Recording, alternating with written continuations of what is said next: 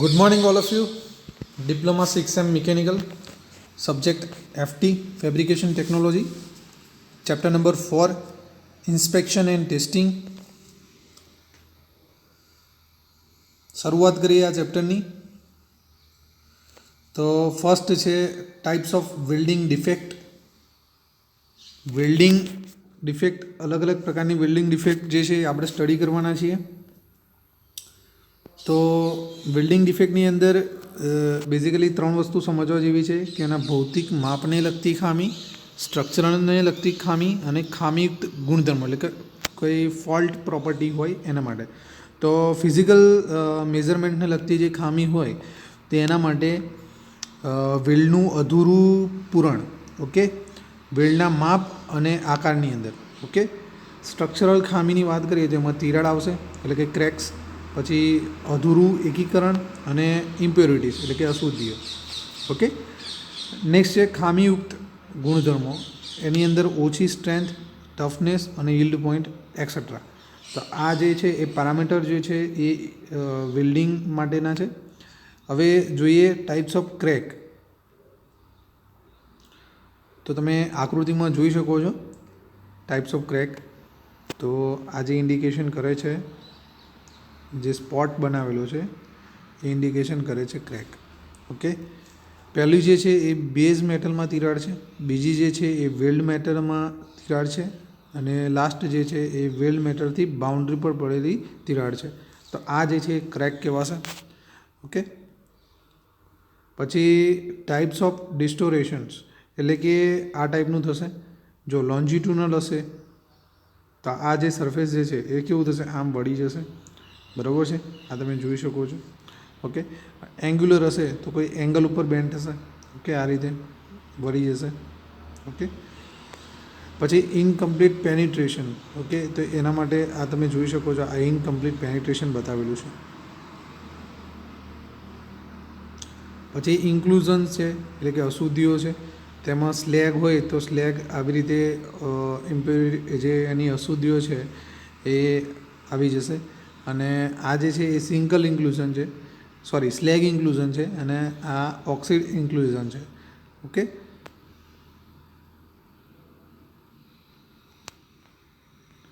પછી જે પોરોસિટી અથવા બ્લો હોલ, તો આ તમે જોઈ શકો છો પોરોસિટી છે, બ્લો હોલ જે દેખાઈ રહ્યા છે તમને, ઓકે. પોરોસિટી અને બ્લો હોલ જે છે બંને તમે ફિગર જોઈ શકો છો, ઓકે. પુઅર ફ્યુઝન માટે તમે જોઈ શકો છો આ ટાઈપનું થશે. અંડર કટિંગ તમે જોઈ શકો છો આ ટાઈપની ડિફેક્ટ થશે. ઓવરલેપ, અંડરફિલ, ઓકે, ઓવરલેપિંગ થઈ જશે. પછી લેમિનેશન એન્ડ ડિલેમિનેશન, તો આ ટાઈપનું થશે. આ તમે જોઈ શકો છો, લેમિનેશન, ડિલેમિનેશન બંને બતાવેલા છે, ઓકે. હવે આ બધી તમે જોઈ તો આ પ્રકારની વેલ્ડિંગ જે સ્ટ્રક્ચર જે છે એની અંદર આ બધી ડિફેક્ટ, આ પ્રકારની ડિફેક્ટ તમને જોવા મળશે, બરાબર છે. હવે આ જે ખામી જે છે એ ખામીઓ જો ના રાખવી હોય, ઓકે, એટલે કે ખામી રહિત તમારે વેલ્ડ બનાવવો હોય તેના માટે શું કરવું જોઈએ? તો આ જે તમે અગાઉ જોઈ ગયા બધી ડિફરન્ટ ટાઈપ્સ ઓફ એની જે ડિફેક્ટ જે છે વેલ્ડિંગ ડિફેક્ટ, તો એ ના રાખવી હોય તો શું કરવું જોઈએ? તો આ બધા તમારા સ્ટેપ્સ જે છે એ બધા એના રાખવા જોઈએ. તો ફર્સ્ટ જોઈએ દાગીનાનું એજ પ્રિપેરેશન અને સેટઅપ બરાબર કરવું. એજ પ્રિપેરેશન અને સેટઅપ પ્રોપર કરવું. યોગ્ય માપ અને આકારનો ઇલેક્ટ્રોડ વાપરવો જેથી કરીને પ્રોપર એનું પેનિટ્રેશન થાય. દાગીનાના માપને અનુરૂપ એસી કે ડીસી વીજ પ્રવાહનો ઉપયોગ કરવો જોઈએ. આર્કની યોગ્ય લંબાઈ, ઓકે, ગતિ નિયંત્રણ રાખવી. ઇલેક્ટ્રોડને યોગ્ય ખૂણે ઢળતો રાખી વેલ્ડિંગ કરવું. દાગીનાની સપાટી સાફ કર્યા બાદ જ કરવું, ઓકે. યોગ્ય રીતે પ્રીહીટિંગ કરવું. ટેક વેલ્ડિંગ યોગ્ય જગ્યાએ કરવું. વેલ્ડિંગ જરૂર કરતાં વધારે પાસનો ઉપયોગ નિવારવો, અને સ્કિલ્ડ વેલ્ડર પાસે જ વેલ્ડ કરવું, ઓકે. તો આ બધી 10 પોઈન્ટ છે, તમે યોગ્ય રીતે ધ્યાન રાખો તો તમે જે અગાઉ જોઈ ગયા એ બધી ડિફેક્ટ તમે નિવારી શકો છો. નેક્સ્ટ છે થર્મલ ડિસ્ટોરેશન. થર્મલ ડિસ્ટોરેશન જે છે એમાં જ્યારે વેલ્ડિંગ કરવામાં આવે ત્યારે વેલ્ડ ધાતુ અને મૂળ ધાતુ બંનેનું હીટિંગ અને કુલિંગ, સરખું થતું નથી, જેથી તેમાં સ્ટ્રેસીસ પ્રોડ્યુસ થશે, મૂળ ધાતુમાં વિકૃતિ લાવે. આમ આવી ઉદ્ભવતી વિકૃતિને થર્મલ ડિસ્ટોરેશન કહેવાય. થર્મલ ડિસ્ટોરેશન ફરીથી જોઈએ તો જ્યારે વેલ્ડિંગ કરવામાં આવે ત્યારે વેલ્ડ ધાતુ અને મૂળ ધાતુ બંનેનું હીટિંગ અને કુલિંગ એક સરખું થતું નથી. એટલે કે હીટિંગ અને કુલિંગ સરખું થતું નથી, તેમાં સ્ટ્રેસીસ થઈ જાય, સ્ટ્રેસીસ રહી જાય. એમાં જે મૂળ ધાતુ હોય એમાં શું થાય, ડિફોર્મેશન આવે, વિકૃતિ આવે. ઓકે, અને આ જે વિકૃતિ આવે એને શું કહેવાય, થર્મલ ડિસ્ટોરેશન કહેવાય. હવે થર્મલ ડિસ્ટોર્શન કહેવાય. ટાઈપ્સ ઓફ થર્મલ ડિસ્ટોર્શન, તેની અંદર એક છે લોન્જિટ્યુનલ છે કે જે લંબાઈની દિશામાં થાય, પછી બીજું છે ટ્રાન્સવર્સ જે પહોળાઈની દિશામાં થાય, અને ત્રીજું છે એંગ્યુલર જે કોણીય ડિસ્ટોરેશન, જેને ગુજરાતીમાં કોણીય ડિસ્ટોરેશન કહેવાય. ઓકે, થર્મલ ડિસ્ટોર્શન જે છે એને કઈ રીતે તમે કંટ્રોલ કરો, તેના માટે બને તેટલા ઓછા વેલ્ડ પાસ લેવા, વેલ્ડને ન્યુટ્રલ ધરી પાસે મૂકવા, ન્યુટ્રલ ધરીની ફરતે સમપ્રમાણ રાખવો, સંકોચન બળો જરૂરિયાત પ્રમાણેની દિશામાં લાગે તે પ્રમાણે ગોઠવવા, વેલ્ડનો જે ક્રમ જે છે એ રીતે મેળવવો કે જેથી ઉદ્ભવતા બળો સમતોલાય, વેલ્ડિંગ સમય બને તેટલો ઓછો રાખવો, ઇલેક્ટ્રોડ જરૂર સાઇઝથી નાના કે મોટા ન વાપરવા, વેલ્ડિંગ માટે જોઈતી ગરમીથી ઓછી ગરમી આપવો, વી ગ્રુવને બદલે યુ ગ્રુવ, દાગીનાનો યોગ્ય રીતે પ્રીસેટ કરો. ઓકે, તો આ બધા પોઈન્ટ્સ છે આપણે ધ્યાન રાખવાના કે એને કઈ રીતે કંટ્રોલ કરી શકાય. વેલ્ડ ક્વોલિટી, તો વેલ્ડ ક્વોલિટી શું છે, તો વેલ્ડ ધાતુ દાગીનાની ધાતુ જેટલી સ્ટ્રેન્થ ધરાવતો હોય, વેલ્ડ ધાતુનો યોગ્ય ભરાવો થયો હોય, વેલ્ડની યોગ્ય પહોળાઈ મળી હોય, વેલ્ડ એ બાહ્ય કે આંતરિક ખામી વગરનો હોય અને તેનું કાર્ય પૂર્ણ કરી શકે તેવી વેલ્ડની ગુણવત્તા કહે છે. ટૂંકમાં તમે જે વેલ્ડિંગ કરેલું છે એ વેલ્ડિંગ યોગ્ય સ્ટ્રેન્થ ધરાવતો હોય.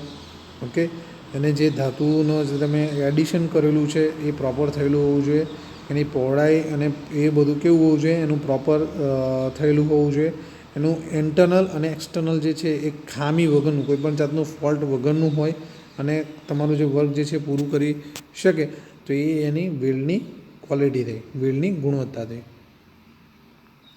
મિનિંગ ઓફ વેલ્ડ ક્વોલિટી, તો વેલ્ડ ક્વોલિટીનો મિનિંગ શું છે, તો સપાટી પર વેલ્ડ ધાતુ એક સરખા તરંગો જેવી પ્રસરેલી છે. ઓકે, વેલ્ડનો જે ભરાવો જે છે એ કેવો છે, એ પણ એક સરખો છે, પહોળાઈ એક સરખી, ખામી મુક્ત, ઇન્સ્પેક્શન ટેસ્ટિંગ ખરો ઉતરેલો, કાર્ય પૂર્ણ કરી છે.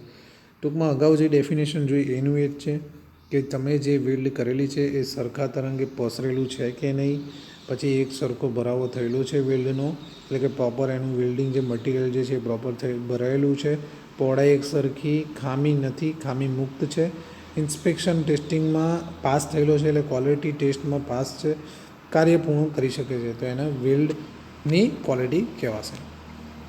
વેલ્ડની ગુણવત્તા સારી છે એમ ઉપર મુજબના અર્થમાં સમજી શકાય. ફેક્ટર અફેક્ટિંગ વેલ્ડ ક્વોલિટીમાં કયા ફેક્ટર છે, પહેલો છે ડાયમેન્શનલ ડિફેક્ટ, એટલે કે માપની ખામી. તેમાં સાંધો અયોગ્ય બનાવેલો હોય ત્યારે, વેલ્ડનું માપ બરાબર ના હોય ત્યારે, વેલ્ડના આકારની પ્રોફાઇલ ખોટી હોય ત્યારે, આ ડાયમેન્શનલ ડિફેક્ટમાં આવશે. બીજું છે તૂટક બંધારણ, તેની અંદર સ્ટ્રક્ચરલ ડિસકન્ટિન્યુટી આવશે. તેમાં વેલ્ડના છિદ્રો રહી ગયા હોય ત્યારે, સ્લેગ જેવી અશુદ્ધિ રહી ગઈ હોય ત્યારે, ધાતુ વેલ્ડ મેટલ અપૂરતી પીગળી હોય ત્યારે, વેલ્ડ મેટલ પૂરેપૂરું ભરાયેલું ના હોય ત્યારે, તિરાડો પડી ગઈ હોય ત્યારે, ખામીયુક્ત એટલે કે ડિફેક્ટિવ પ્રોપર્ટીમાં ટેન્સાઇલ સ્ટ્રેન્થ ઓછી, ઓકે, yielding સ્ટ્રેન્થ પણ ઓછી, હાર્ડનેસ ઓછી, કાટ અવરોધક ક્ષમતા પણ ઓછી, ઇન્સ્પેક્ટ અને ફેલ્યોર થતું હોય છે, તો આ એ ખામી ડિફેક્ટિવમાં આવશે. વેલ્ડ ક્વોલિટી માટે ધ્યાનમાં લેવાના ઘટકો, એટલે કે factor consider for the weld quality, કયા ફેક્ટર આપણે કન્સિડર કરશું, તો ટોટલ 12 ફેક્ટર આપણે કન્સિડર કરવાના છે. એક તો તમારી વેલ્ડિંગની મેથડ કઈ છે, બરાબર છે, પછી તમારી મૂળ ધાતુ કઈ છે, પછી ઇલેક્ટ્રોડ સ્પેસિફિકેશન કયા છે, સોફ્ટ સાઇડ વેલ્ડિંગ કયું છે, એજ પ્રિપેરેશન ફિટઅપની રીત કઈ છે, વેલ્ડનું પ્રિસિઝન શું છે, વેલ્ડિંગ પાસાની સંખ્યા કેટલી છે, પાવર સોર્સ કયો યુઝ કરો છો, એસી કરો છો, ડીસી કરો છો, વેલ્ડનું ટેમ્પરેચર કેટલું છે, પ્રી હીટિંગ ટેમ્પરેચર કેટલું છે, પોસ્ટ હીટિંગ ટેમ્પરેચર કેટલું છે, ઇન્સ્પેક્શનની પદ્ધતિ કઈ છે. તો આ બધા 12 પેરામીટર જે છે એ અફેક્ટ કરે છે વેલ્ડ ક્વોલિટી ઉપર. આની અંદરથી તમારો કોઈ પણ એક પેરામીટર નબળો હશે તો એની ક્વોલિટી તમારે વેલ્ડિંગની કેવી આવશે, નબળી ક્વોલિટી મળશે. તો આ બધા 12 પેરામીટર તમારે ધ્યાન રાખવા પડશે વેલ્ડિંગ માટે. Stages of inspection. ઇન્સ્પેક્શનના કયા સ્ટેજિંગ છે? તો એક તો વેલ્ડિંગ કર્યા પહેલાંનું ઇન્સ્પેક્શન હોય, એટલે કે પોસ્ટ ઇન્સ્પેક્શન, પ્રી ઇન્સ્પેક્શન કહી શકાય એને, પ્રી ઇન્સ્પેક્શન કહી શકાય વેલ્ડિંગ કર્યા પહેલાંનું. તો ડ્રોઈંગનો યોગ્ય, એટલે કે જે તમારે વેલ્ડિંગ કરવાનું છે તેનું ડ્રોઈંગ દોરેલું હશે તો એનો ડ્રોઈંગનો પ્રોપર અભ્યાસ કરેલો હોવો જોઈએ. ઓપરેટર વેલ્ડિંગ કરવા માટે સક્ષમ છે કે નહીં, ઓપરેટર પાસે સ્કિલ છે કે નહીં, ઓકે, એનો ક્વોલિફિકેશન કોઈ પર્ટિક્યુલર ટ્રેનિંગ લીધેલી છે, સ્કિલ ધરાવતો હોવો જોઈએ. પસંદ કરેલા ઇક્વિપમેન્ટ ઇલેક્ટ્રોડ વેલ્ડિંગ માટે યોગ્ય, તમે જે ઇક્વિપમેન્ટ પસંદ કર્યા છે તે બરાબર છે કે નહીં, ઓકે. જે જોડવાનો ભાગ છે એનું પ્રિપેરેશન કર્યું છે કે નહીં. ડાયરેક્ટ તમે જોડી લો એ ના ચાલે, તમારે એનું પ્રિપેરેશન કરવી પડે, પ્રોપર એનું સાફ સફાઈ કરવી પડે, ઓકે. પસંદ કરેલું વીજ પ્રવાહ વેલ્ડિંગ માટે તમે એસી પસંદ કરો તો એકચ્યુઅલમાં એસી વર્ક કરશે, ડીસી પસંદ કર્યો ડીસી વર્ક કરશે, તો એ ધ્યાન હોવું જોઈએ. યોગ્ય પ્રકારના જીગ ફિક્સરની જરૂર છે કે નહીં, ઓકે. જો જીગ અને ફિક્સર આ નવો ટોપિક આવે તો જીગ જે છે એ શું કરવા માટે, વર્ક હોલ્ડિંગ. જીગ જે છે એ શું છે, તો ગાઈડ. જીગ શું કરશે, જીગ અને ફિક્સર બંને જે છે એ શું કરશે, વર્કપીસને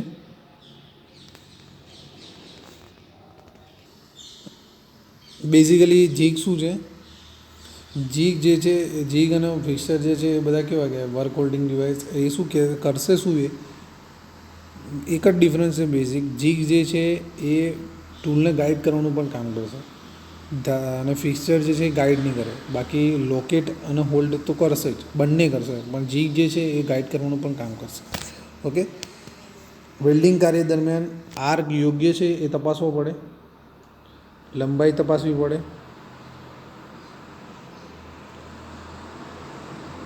ઝડપ તપાસવી પડે, ક્રમ જળવાય છે કેમ, સ્લેગ દૂર કરવાની સફાઈની કામગીરી કેવી છે, વીજ પ્રવાહ પસંદ થયો નહીં, આર્ક, ઓકે, એ વીજ પ્રવાહ તમારે કયો સિલેક્ટ કર્યો, વિઝ્યુઅલ ઇન્સ્પેક્શન થવું જોઈએ, ઓકે. તો એ એના પેરામીટર છે. એ પેલું જોઈ ગયા એ બિલ્ડિંગ કર્યા પહેલાંનું હતું, એટલે કે પ્રી હતું. હવે પોસ્ટ વેલ્ડિંગ કર્યા પછી, તો વેલ્ડિંગ કરેલા ભાગો ખામી રહિત છે કે નહીં તે તપાસવાનું, નરી આંખે તપાસી શોધો. મશીનિંગ પહેલાં નીચે મુજબના 3 ટેસ્ટ કરવા. એક તો નોન ડિસ્ટ્રક્ટિવ, ડિસ્ટ્રક્ટિવ અને સેમી ડિસ્ટ્રક્ટિવ. નોન ડિસ્ટ્રક્ટિવ એટલે શું, તો આપણે જોઈએ ડિસ્ટ્રક્ટિવ ટેસ્ટિંગમાં. જો આ થોડું સમજીએ.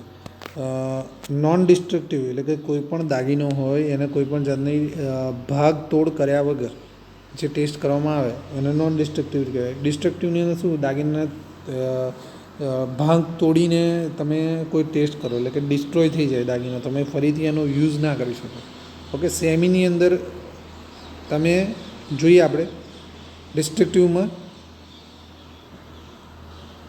6 પ્રકારના ટેસ્ટ છે. એક છે ટેન્સાઇલ. આ ડિસ્ટ્રક્ટિવ છે એટલે આમાં શું થશે, મટીરિયલ ફરીથી યુઝ, વર્કપીસનો ફરીથી યુઝ નહીં થાય, okay. Tensile test, impact test, bend test, hardness test, nick break test અને ફટીશ ટેસ્ટ. નીક બ્રેક અને ફટીશ ટેસ્ટ યાદ રાખજો. નીક બ્રેક ટેસ્ટ જે છે એને આપણે શું કહીશું, ડિસ્ટ્રક્ટિવ ટેસ્ટ કહીશું. બીજો ફટીશ ટેસ્ટ જે છે એને પણ આપણે ડિસ્ટ્રક્ટિવ ટેસ્ટ કહીશું. બાકી આ તો તમને નોર્મલી યાદ હશે, ટેન્સાઇલ, ઇમ્પેક્ટ, બેન્ડ અને હાર્ડનેસ, ઓકે. એમાં આપણે બેન્ડ ટેસ્ટ જોઈએ તો બેન્ડ ટેસ્ટ જે છે એ આ ટેસ્ટમાં વેલ્ડની મજબૂતાઈ, તન્યતા અને પેનિટ્રેશન વગેરે ચેક થશે, એટલે કે એની હાર્ડનેસ ચેક થશે, ટફનેસ ચેક થશે અને પેનિટ્રેશન ચેક થશે, ઓકે. 2 પ્રકાર છે, ફ્રી બેન્ડ છે અને ગાઈડેડ બેન્ડ છે. ફ્રી બેન્ડ તમે ફિગર જોઈ શકો છો. ફ્રી બેન્ડની ફિગર અહીં બતાવેલી છે. તો ફ્રી બેન્ડની અંદર પંચ, સ્પેસિમેન બતાવેલો છે, રોલર છે, ઓકે. ગાઈડેડ જે બેન્ડ જે છે એનો તમે જોઈ શકો છો, ડાય બતાવી છે, પંચ છે, સ્પેસિમેન છે, ઓકે. ગાઈડની અંદર શું તમને આ પ્રકારનું ગાઈડ પ્રોવાઈડ થશે, જે સ્પેસિમેન તમને ડાય પ્રોવાઈડ કરેલી છે specially, okay. Free band test જોઈએ તો ફ્રી બેન્ડ ટેસ્ટ જે છે તેની અંદર વેલ્ડની ફેસ જે છે એને ટેન્શનમાં રાખીને 180નો ખૂણો રાખવામાં આવશે. શામાં આવશે? ફ્રી બેન્ડ ટેસ્ટની અંદર 180નો ખૂણો હશે. ઓકે, ડક્ટિલિટીનો આંક આપે છે. ઓકે, ડક્ટિલિટીનો આંક આપશે. ગાઈડેડમાં શું હશે? સ્પેસિમેનને જીગમાં બેન્ડ રાખવામાં આવશે અને વેલ્ડ વચ્ચે જે રહે તે રીતે સ્પેસિમેનને જીગમાં ગોઠવવામાં આવશે.